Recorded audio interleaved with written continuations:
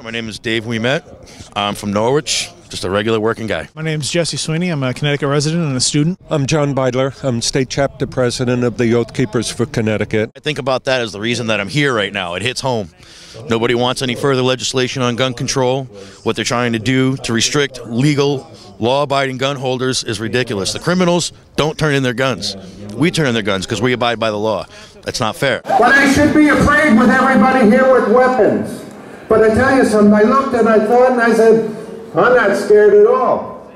This is not a gun-free zone. I think this is a don't even think about it zone. I'm a pro-Second Amendment. I came here because I met Dave Ouimet, who was the organizer of this, part of the national rally that's going on today for Second Amendment rights across the nation. Every state's doing this at noon. I just think it's important because the Second Amendment keeps all of our other rights intact.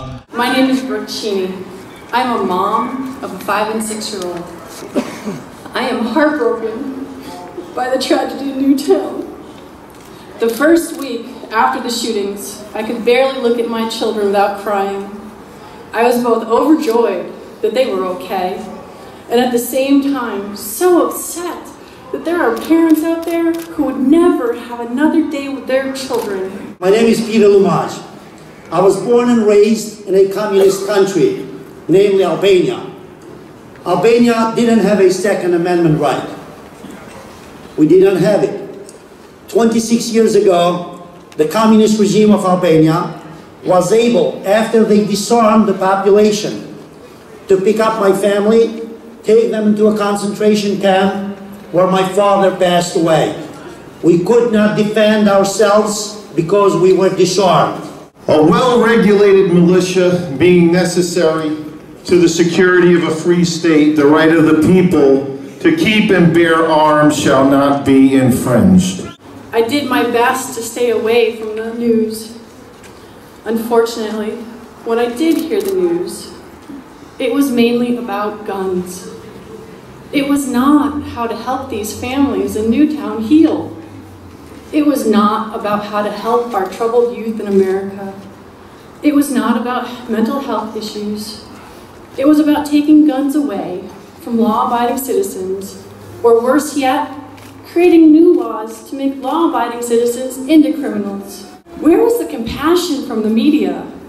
Where was the concern for the families? Oh, sorry. I needed bigger font, I guess. Where were the helping hands? Where was the focus on rebuilding the community that had just been rocked to the core? Where was the respect for the families in mourning? The media and political groups were using this horrific tragedy to grab guns, and not from criminals. On the death of small, innocent children, folks want to make rash, emotional decisions regarding my liberty, while the families of Newtown were having to do the horrific task of planning funerals for their children. Now I want to tell you, our problem over there in the LOB and here and in Washington, we have people that think it's a democracy, think just because they've got some damn numbers, what they do is right. Well, it's not true. This is a land of laws and regulations, started 230-something years ago by the founders. They knew what the heck they were doing. We've got some of those rights and liberties today. They established a republic, not a democracy. Woo! There are 4,440 words in the U.S. Constitution. Nowhere is the word democracy mentioned, but it says we the people. It starts with that. We the people, you and I, whoever stands for the Constitution, for our belief system, for our founding documents, should be respected, should be admired, and not attacked. This was phenomenal. I can't thank everybody enough. It was a huge turnout. Numbers like this make a difference.